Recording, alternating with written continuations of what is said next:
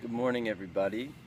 As you can see, the sun is just risen a couple at most hours ago. It's pretty early on in the morning here.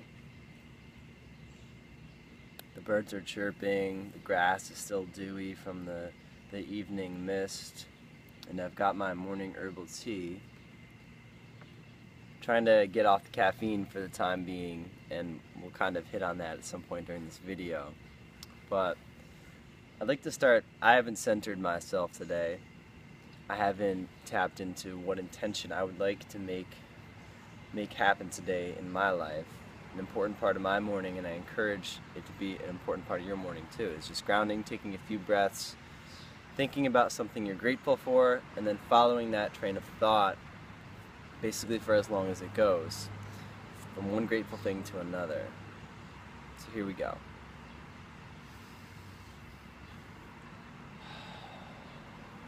Nice inhale in, and an exhale.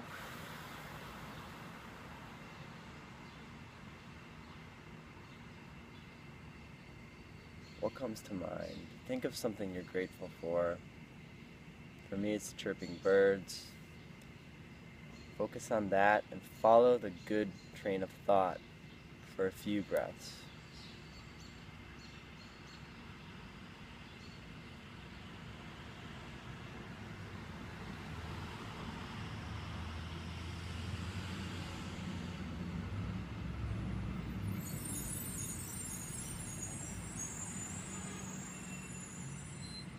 And now bring to mind an intention you'd like to set for the day.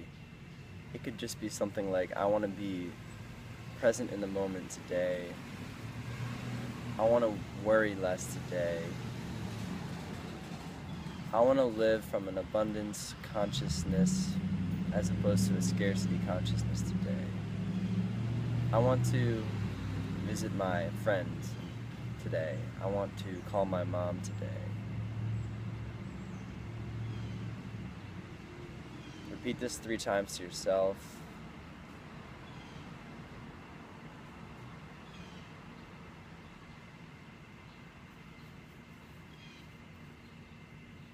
And quietly whisper to yourself, "It is so."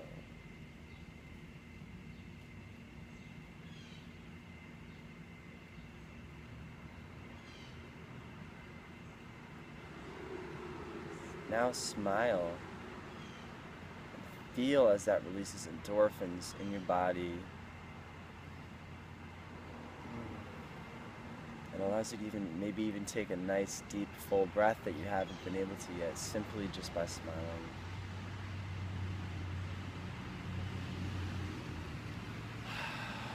Let that go. You can open your eyes, and here we are.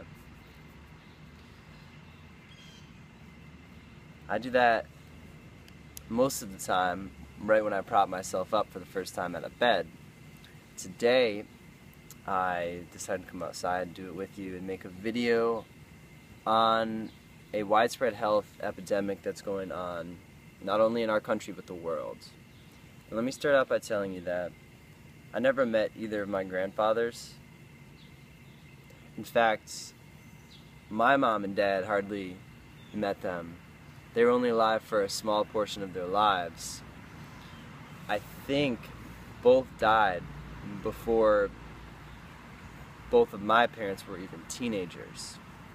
So they've been gone 40 years now, something like that, even more. And they died young. They died in, I think, if not the late 40s, then the early 50s age.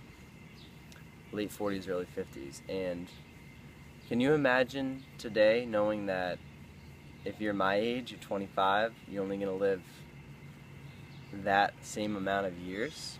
You're only going to live double what you've already lived? I can't imagine only having 25 more years to live. And so that's why I've taken it upon myself to find a cure and a prevention for the most common disease-causing condition that we have. You want to know what it is? You curious? It's fear. And let me start out by saying what fear can cause physiologically in the body.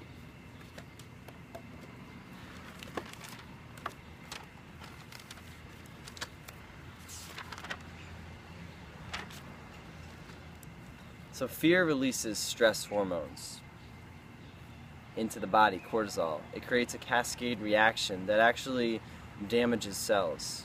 And if you were to look under a microscope of a very stressed out person, look at their cells, they're going to look deformed and just not very healthy looking, as opposed to somebody who is conscious of a mindful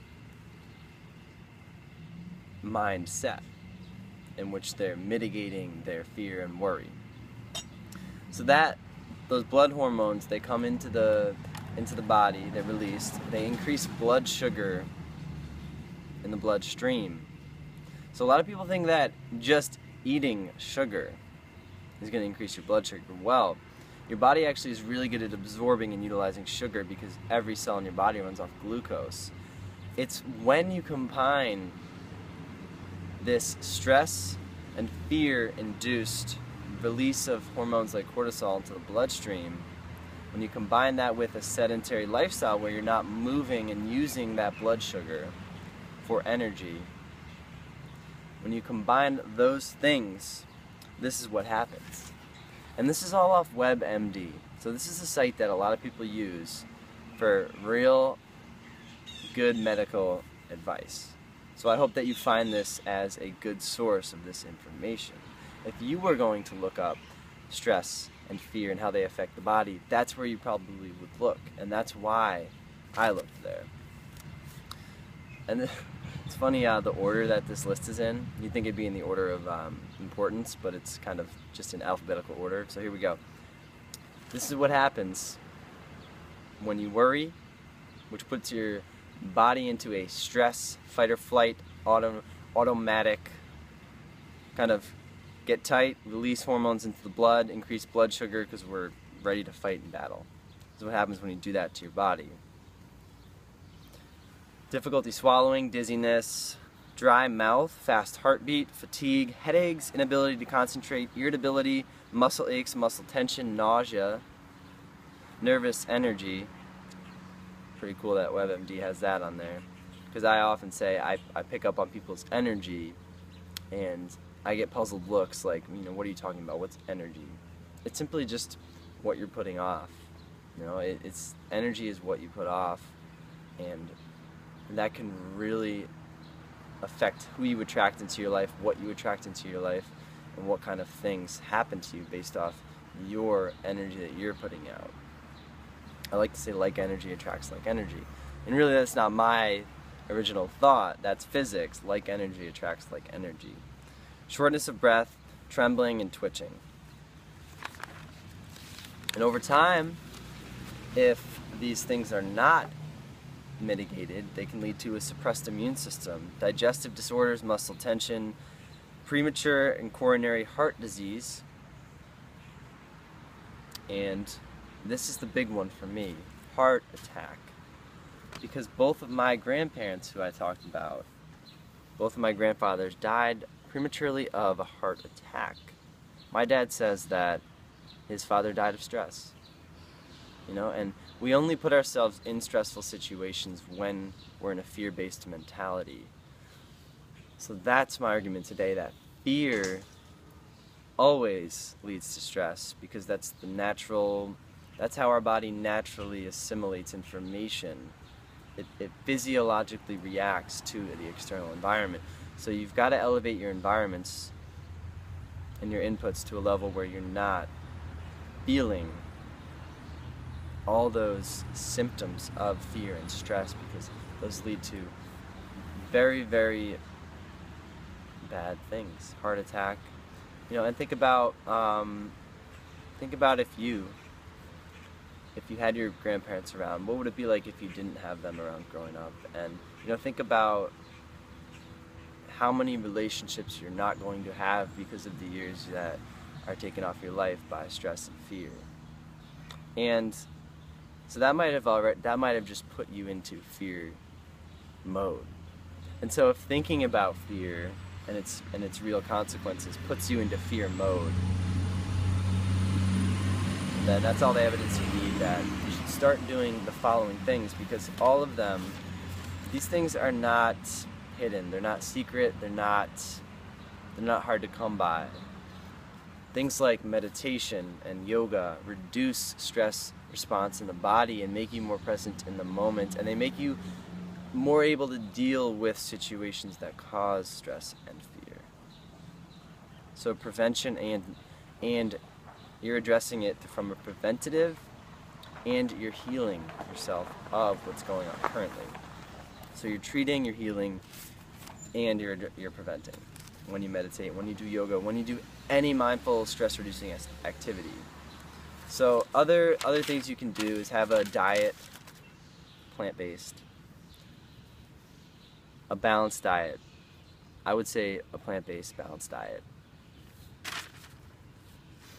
And talk to somebody. Eliminate caffeine from your life. Relax more. Exercise. Because like we said, when you get the blood moving and when you're utilizing sugar in the blood, it eliminates that response to stress, if in fact it's occurring, which I think we can all agree that it occurs to some extent. So I've got my peppermint tea, and I just want to leave you with the idea that it's gonna be okay. Take care of yourself. Open up to your limitless, extraordinary potential within you, and just awaken every day with gratitude and appreciation for all that you have, and not fear and worry for what you don't have.